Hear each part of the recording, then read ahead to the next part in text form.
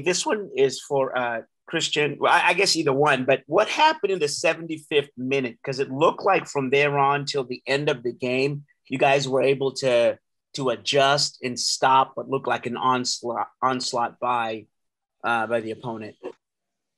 Yeah, I felt like there was a moment in the second half where we couldn't get out of our own half. They pinned us in really well. And then I felt like Danny came in and brought some energy and provided a little bit of that possession that we needed, a little bit of that composure that we needed. It was always going to be a tough game, understanding that, we're in altitude, you're playing away against a team that has belief. So, Danny brought that composure, and unfortunately we couldn't get that second one. But luckily, we kept it to only one goal. Thanks. Next question, we'll go over to Jeremiah Oshan. Jeremiah, go ahead and ask your question, please. Hey, Alex, first MLS goal. Congratulations. How does that feel, especially when you're I know you got one more game with the Sounders before you go to you join El Salvador, but does it feel oddly fitting that those two things are so close to each other? No, I mean, I think the goal for me was overdue, but it doesn't take away from the fact that we struggled in the second half and couldn't find a way to dig out this win. Obviously, they did a great job in the second half of keeping that press high on us. But yeah, glad I was able to get that small accomplishment for myself. But as for the team, looking forward, we got to do better in terms of closing out games and securing these points, much needed points. Thanks, Alex. We'll go over to Felipe Makeda next for your question. Felipe, please go ahead. And a reminder, we do have Augusto Valdez here for translation as needed. Go ahead, Felipe. Esta pregunta es para cualquiera de los dos. Fue un encuentro muy trabado.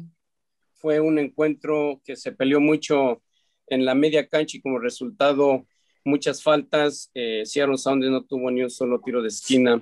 ¿Qué es lo que me pueden decir de este encuentro? ¿Cómo se desarrolló? ¿Les afectó la altura, la temperatura, la humedad? Pues se complicó, sí.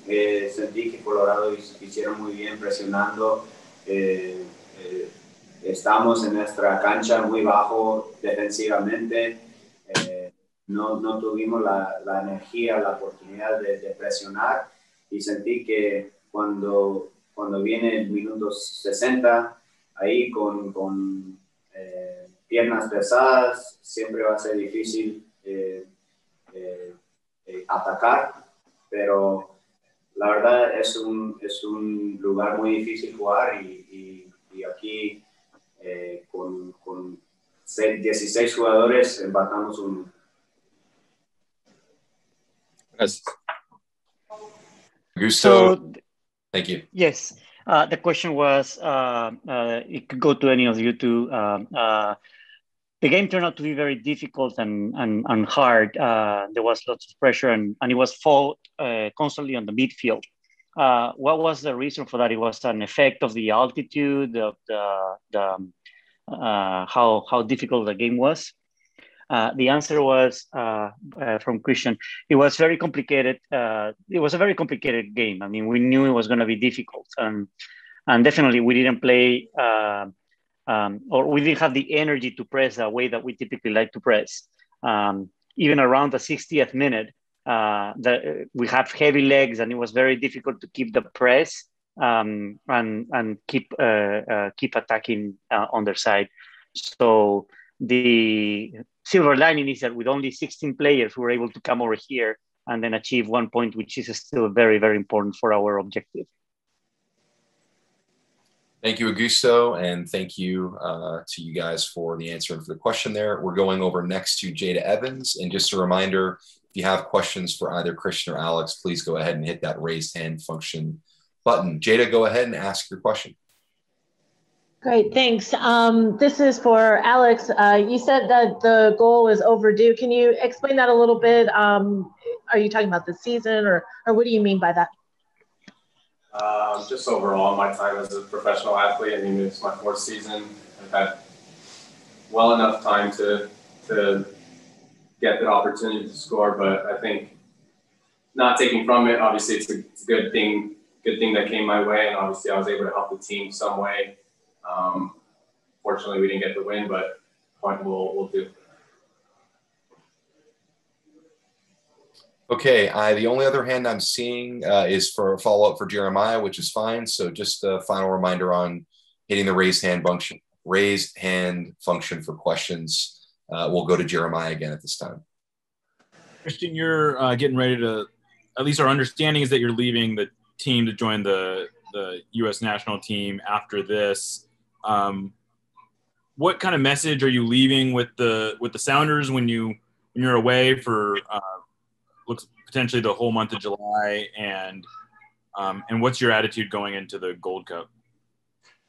Yeah, it's a difficult situation to be in because obviously you want to be there for your club, and you want to give it to give your all to the employer, the city that pays you, so it's a difficult situation to be in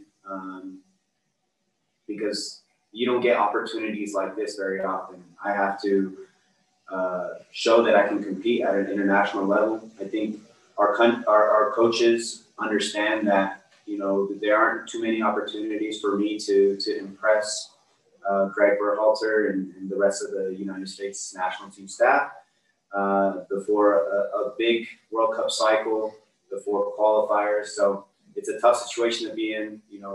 I love my teammates and I want to be there for them. But at the same time, it's that mix between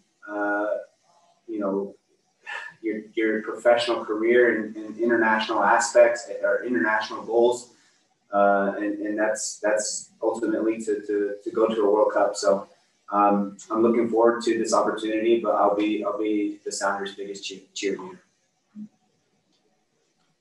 All right, we have time for a couple more. I'm seeing follow-ups from Masvida and from Jada. So Maz, please go ahead and ask your question.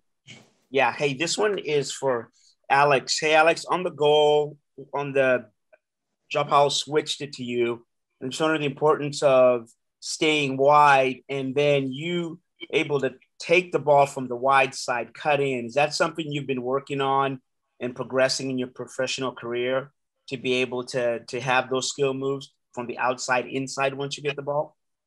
Yeah, I mean, just with time playing this season at this position, I've been able to get in better positions. And so obviously that comes with taking more risk and taking the advantage of the things that you can do well at. And so I think it was a good opportunity. The ball got switched to me. I think we didn't really have anything going kind of at the back line. And so I just took my chance, and luckily I was able to get that bounce off of that player and an opportunity to take a shot, and luckily it went in. But yeah, I mean, throughout the season, I'll get more opportunities like that, and obviously taking advantage of those will be key. Thank you. All right, we'll go to the last question here for Jada Evans before we say goodbye to the guys and then welcome in Brian Schmetzer for his press conference. Jada, please go ahead and close us out. Okay. Just wanted to ask Cristian, the news about Will Bruin, and like you said, you guys are going to international duty, and it just seems like, I don't know, you guys getting bit by the injury bug. Can you talk a little bit about, learning of that and, the way what you mentioned to the team as far as handling that kind of another injury? Yeah, I think the messaging within the group is next man up. It's been like that for quite some time now, but this is, we're down to 16, 15 players. So, guys are going to have to step up while Will Bruin is hurt. Other guys are injured. I'm at national team break, national team camp. Alex is as well. So guys are going to have to step up and do their part. But this is a big opportunity for these young guys to showcase what they can do.